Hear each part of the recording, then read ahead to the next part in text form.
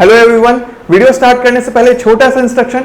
SSC JEE के लिए best books और टेस्ट सीरीज का लिंक मैंने डिस्क्रिप्शन में डाला हुआ है, उसे देखना ना भूलें। Now let's start the video.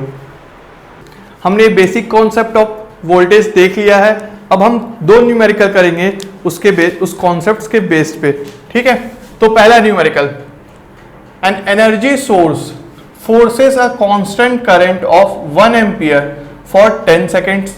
1 ampere of current 10 second तक फ्लो हो रहा है थ्रू अ लाइट बल्ब। कोई एनर्जी सोर्स है जो एक लाइट बल्ब को, कोई भी बल्ब को 1 एम्पियर ऑफ करंट 10 सेकेंड तक प्रोवाइड कर रहा है, और if 2.3 kilo joules is given off in the form of light and heat energy. ठीक है, समझ रहे हैं कि अब मैंने 1 एम्पियर ऑफ करंट 10 सेकेंड तक प्रोवाइड किया एक एनर्जी सोर्स के थ्रू एक लाइट बल्ब को। अब उस लाइट बल्ब में हीट और लाइट एनर्जी प्रोड्यूस हो रही है कितनी? 2.3 किलो जूल्स। ठीक है, एनर्जी की वैल्यू कितनी है? 2.3 किलो जूल्स। अब calculate the voltage drop across a bulb.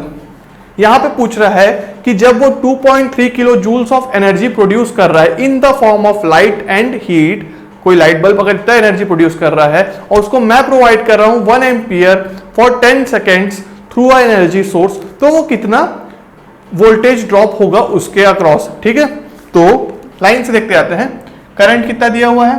I is equal to 1 ampere and time is equal to 10 seconds. तो आप मुझे बताइए चार्ज कितना होगा? Charge is equal to I into T, मतलब कि 1 इंटू 10 सेकेंड्स, राइट। अब दैट इज ये हो जाएगा 10 एम्पियर। ठीक है, 2.3 किलो जूल्स ऑफ एनर्जी। अब मुझे बताइए कि voltage is equal to work upon charge. Work done और एनर्जी वो दोनों सेम ही होते हैं और दोनों किस में मेजर होते हैं? जूल्स में।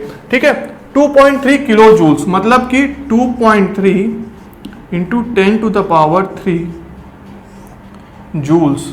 ठीक है, और यहां पे आ गया अपना 10। ठीक है, तो कितना वोल्टेज आ गया अपना? 2.3 इंटू 10 टू द पावर 3, यहाँ पे 1 0 कैंसिल और ये हो जाएगा 2। तो यहाँ पे मैं डायरेक्टली लिख सकता हूँ कि 230 वोल्ट। समझ गए कि ये पूरा प्रैक्टिकल एग्जांपल था कि एक लाइट बल्ब को एक एनर्जी सोर्स से 1 एम्पियर ऑफ करंट मिला 10 सेकेंड तक, तो और वो हीट एनर्जी और लाइट एनर्जी प्रोड्यूस कर रहा है 2.3 किलो जूल्स का, तो उसके अक्रॉस वोल्टेज कितना ड्रॉप होगा? वो कितना होगा? 230 वोल्ट। और आप यहां पर देख रहे होंगे कि क्योंकि मैंने सिर्फ स्टेप वाइज सिर्फ फॉर्मूलाज का यूज किया।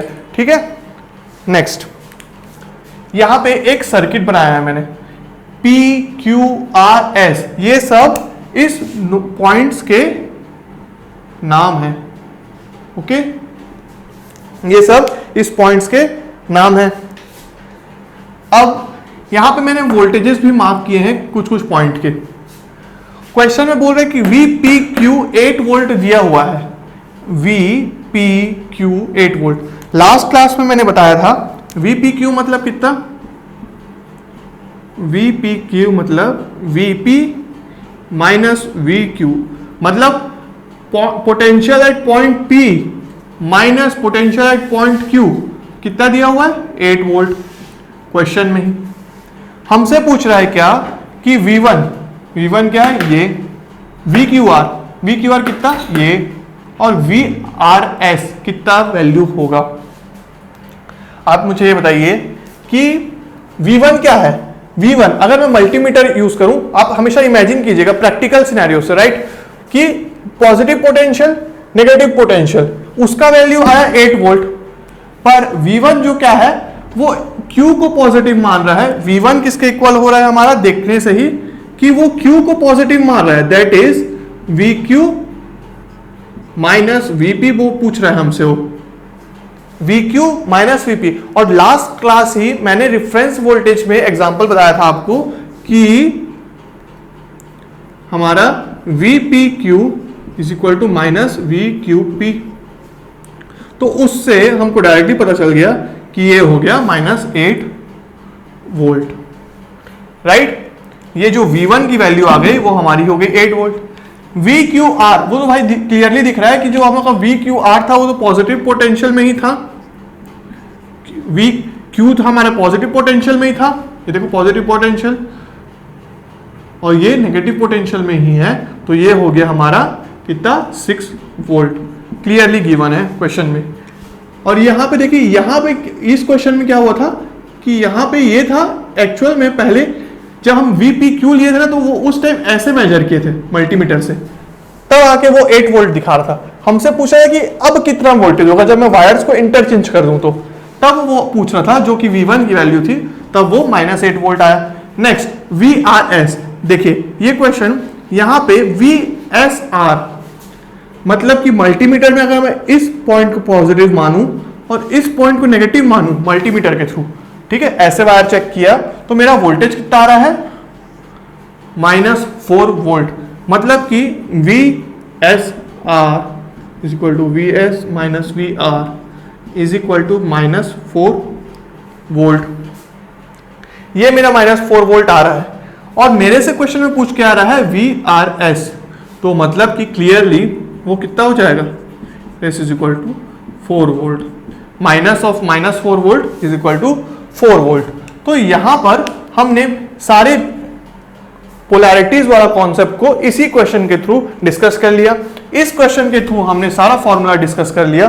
तो अगर मैं इस बेसिक कॉन्सेप्ट ऑफ वोल्टेज को समराइज करूं अगेन कि आपको क्या क्या फॉर्मूला याद करना है या क्या क्या चीजें याद रखनी है, तो उसमें अगेन यही पहले तो आपको ये दोनों क्वेश्चन प्रैक्टिस करने हैं, और अगर आप किसी भी पेपर या किसी भी क्वेश्चंस को प्रैक्टिस करेंगे तो उन क्वेश्चंस में भी जो आप की पॉइंट सीखेंगे इस वोल्टेजेस में, इस बेसिक कॉन्सेप्ट ऑफ वोल्टेज को, उसको भी ऐड कर लेंगे इस क्वेश्चन के साथ।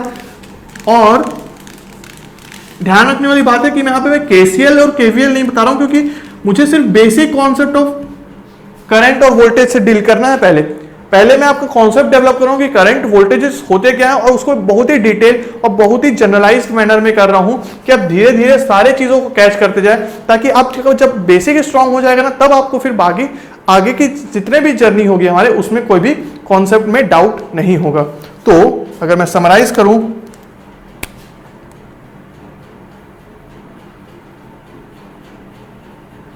तो आपको क्या याद रखना है, पहला voltage V is equal to W by Q और V is equal to dW by dQ, right. Second EMF potential difference,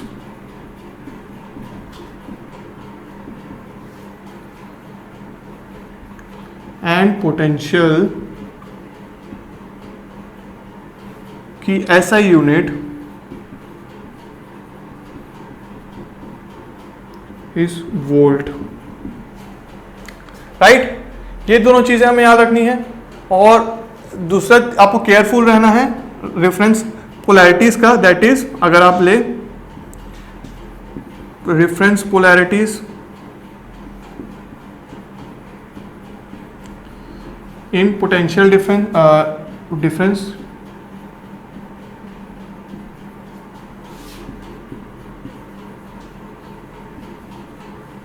तो आपको याद रखना है कि VAB is equal to VA minus VB, VBA is equal to VB minus VA और VAB is equal to minus VB। ठीक है, तो ये सारी पॉइंट्स आपको याद रखनी है। और वोल्ट हो गया। नेक्स्ट थिंग, इसको आपको ये है जूल्स पर कूलम